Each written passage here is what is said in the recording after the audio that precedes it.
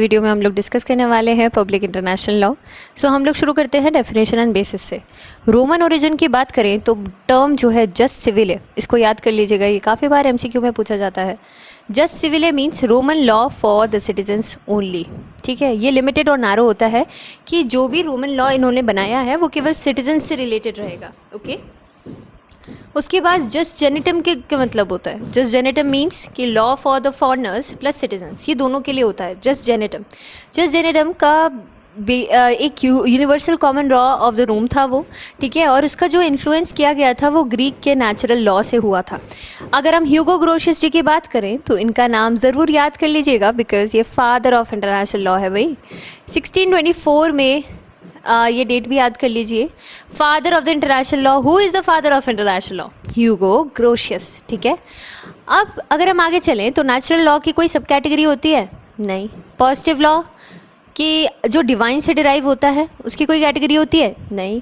पर जो positive law, in terms को ना अभी आप बस याद कर लीजिए क्योंकि एक बहुत क्विक रिवीजन वीडियो है, इनको मैं डिटेल में डिस्कस कर दूंगी अगर आप कमेंट डाउन करेंगे कि आप चाहते हैं कोई detail video. So positive law क्या होता है? जो ह्यूमन से डिराइव किया जाता है उसे हम लोग law of the nation, civil और म्यूनिसिपल लॉ भी कहते हैं। अगर आप म्यूनिसिपल लॉ की टर्म को याद रखेंगे तो वो ज़्यादा इजी रहेगा। आगे चलते हैं भाई। ह्यूगो ग्रोशियस जी जो है फादर ऑफ इंटरनेशनल लॉ है, तो इनकी किताब का भी वज़न काफ़ी ज़्यादा होगा।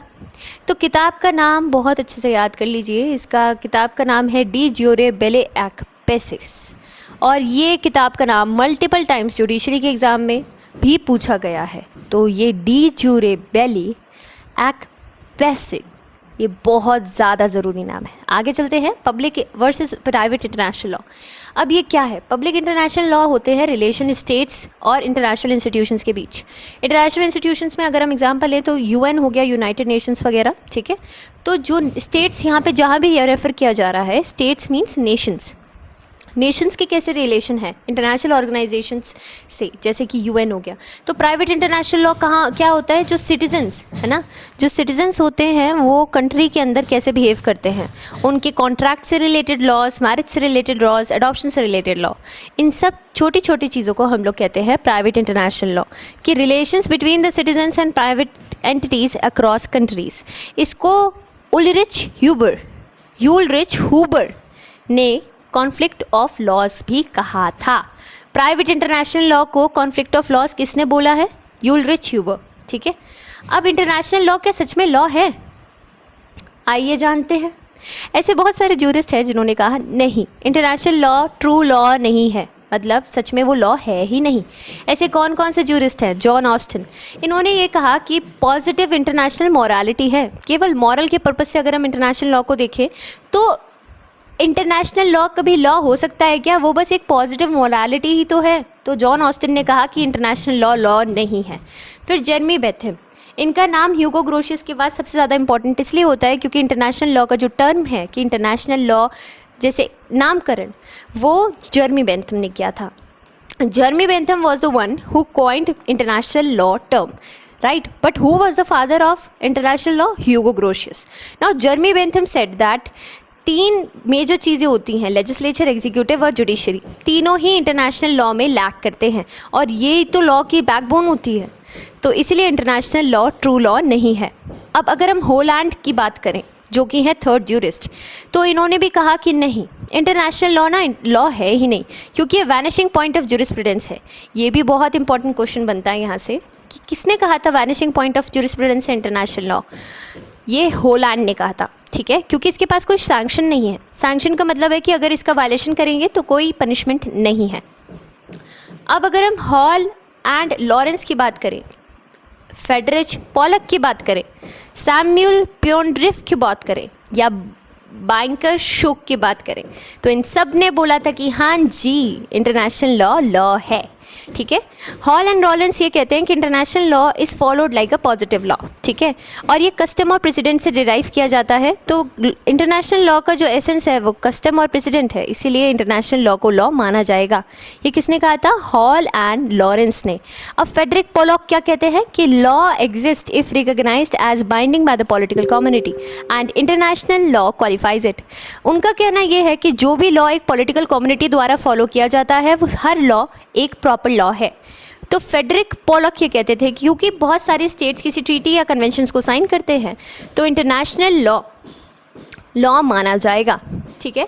सैमुअल प्यूनड्रॉफ ने ये बोला था, international law is like a law of nature, therefore law of nature की नज़र से सैमुअल प्यूनड्रॉफ ने कहा था कि हाँ जी इंटरनेशनल लॉ भी लॉ है। अब बैंकर शुक ने क्या कहा था कि ये थे तो positivist but supported freedom of seas via modern practice. मतलब कि बैंकर शुक ने ये कहा था कि ठीक है इंटरनेशनल लॉ है, बट जो स्टेट्स है ना, स्टेट्स मीन्स जहाँ पे भी इंटरनेशनल लॉ में स्टेट्स का यूज़ किया जाता है, we mean like nation, country. तो countries have their modern practices, right? So international law is law, but countries have their modern practices. If we move ahead with subjects of public international law, then there are three theories: realist theory, fictional theory and functional theory. Realist says that only state is the subject, मतलब जो countries हैं केवल वही subject होंगी international law की। Fictional theory ये कहती है कि केवल इंडिविजुअल्स ही हैं जो सब्जेक्ट्स होते हैं, सब्जेक्ट्स मतलब जिन पे लागू किया जाता है इंटरनेशनल लॉ। तो रियलिस्ट ये कहते हैं केवल कंट्रीज़ पे अप्लाई किया जाता है इंटरनेशनल लॉ, पर फिक्शनल थ्योरी ये कहती है कि नहीं इंडिविजुअल्स पे अप्लाई किया जाता है इंटरनेशनल लॉ, क्योंकि इंडिविजुअल्स जब ग्रुप बना लेते हैं तो वो एक कंट्री तो होती है। और फंक्शनल थ्योरी ये कहती है कि भाई नहीं, स्टेट्स पे भी अप्लाई करेगा, इंडिविजुअल्स पे भी अप्लाई करेगा और इंटरनेशनल ऑर्गेनाइजेशंस पे भी अप्लाई करेगा। तो रियलिस्ट थ्योरी जो ये कहती है कि स्टेट पे ही अप्लाई करेगा केवल इंटरनेशनल लॉ, वो कौन कौन कहते हैं? बेरेली, ओपियम एंड ग्रे, ठीक है। और फिक्शनल थ्योरी जो ये कहती है कि केवल इंडिविजुअल्स पे अप्लाई करेगा, उसके महान थिंकर है प्रोफेसर केल्सन, ठीक है। फंक्शनल थ्योरी के कुछ बड़े थिंकर्स हैं Jennings, West, Schwarzenberger, okay. Let us move ahead. अच्छा, इससे पहले कंक्लूजन क्या आता है कि स्टेट्स हो, इंडिविजुअल्स हो या इंटरनेशनल ऑर्गेनाइजेशन या मल्टीनेशनल कंपनीज, सब पे ही पब्लिक इंटरनेशनल लॉ अप्लाई करता है। आगे बढ़ते हैं और ये जानते हैं कि बेसिस क्या है इंटरनेशनल लॉ का। तो इंटरनेशनल लॉ के बेसिस में कुछ थ्योरीज की बात की जाती है। नेचुरलिस्ट थ्योरी ये कहती है कि लॉ एक बहुत ही हायर और यूनिवर्सल रीज़न से बनाया जाता है। सिमिलरली इंटरनेशनल लॉ का भी एक मॉरल और यूनिवर्सल रीज़न है, कुछ मेजर कारण से इंटरनेशनल लॉ को बनाया गया है। ये कौन सी थ्योरी कहती है? Naturalist theory. The second theory is positivist theory. Positivist theory ये कहता है कि जो भी लॉ इंसानों ने बनाया है वो पॉजिटिविस्ट लॉ होता है, ठीक है। पॉजिटिविस्ट थ्योरी ये कहती है कि ट्रीटी एंड कस्टम्स तभी तो बनते हैं जब स्टेट कंसेंट करता है, जब कोई कंट्री कंसेंट करती है।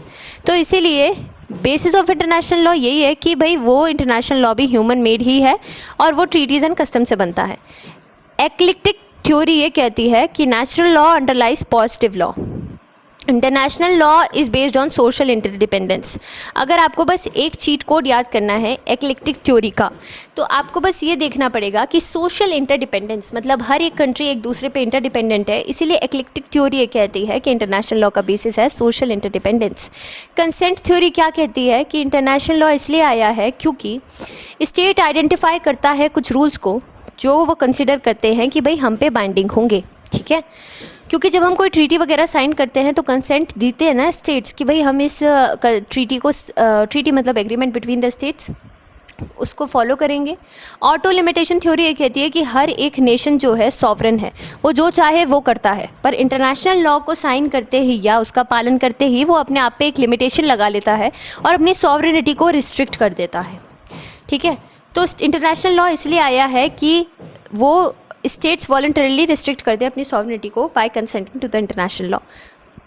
फिर आती है फंडामेंटल राइट्स की थ्योरी कि जो बेसिक ह्यूमन राइट्स है ना वो नेशन वाइज अप्लाई नहीं करते, इन द सेंस कि अगर आप ह्यूमन है तो आपके पास कुछ बेसिक राइट्स हैं, भले ही आप किसी भी कंट्री के सिटीज़न क्यों ना हो। तो इसलिए एक इंटरनेशनल लॉ बनाया गया है जिसके तहत अगर आप एग्जाम्पल के रूप में देखें तो जेनेवा कन्वेंशन 4 सिविलियंस पे अप्लाई करती है, ठीक है।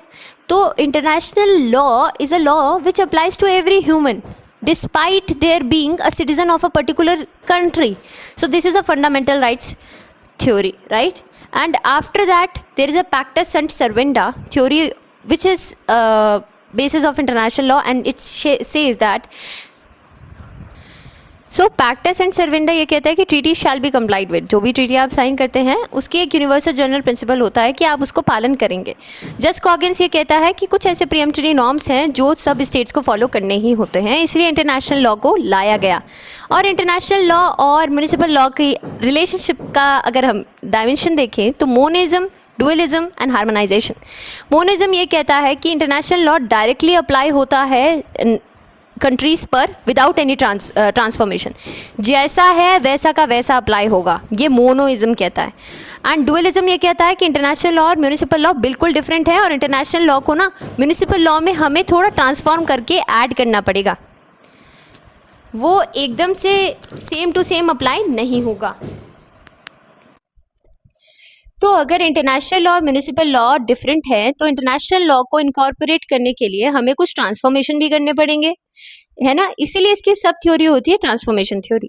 और स्पेसिफिक अडॉप्शन थ्योरी ये कहती है कि इंटरनेशनल लॉ का कुछ ही हिस्सा हम लोग चाहें तो डोमेस्टिक लॉ जो कि हमारे नेशनल लॉज हैं उस पर हम लोग अप्लाई कर सकते हैं और बाकी सब छोड़ सकते हैं, ठीक है। अगर हम मोनिज्म की सब थ्योरी पे देखें तो वो डेलीगेशन थ्योरी है। एंड हार्मोनाइजेशन का क्या मीनिंग होता है कि भाई कोई भी ना म्यूनिसिपल लॉ हो चाहे इंटरनेशनल लॉ, कोई भी सुपीरियर नहीं होता, वो केवल जजेस का परसेप्शन होता है जिसे वो साथ में हार्मोनाइज करके इंडिविजुअल्स पे लगाते हैं। जजेस को इंटरनेशनल लॉ और म्यूनिसिपल लॉ दोनों को हार्मोनाइज करके इंडिविजुअल्स पे लगाना चाहिए। सो इसी के साथ हमारे बहुत सारे टॉपिक पूरे हो चुके हैं। अगर आप चाहते हैं कि और वीडियोज ऐसी आए तो कमेंट करिएगा। Thank you for watching this video. Do like, share and subscribe.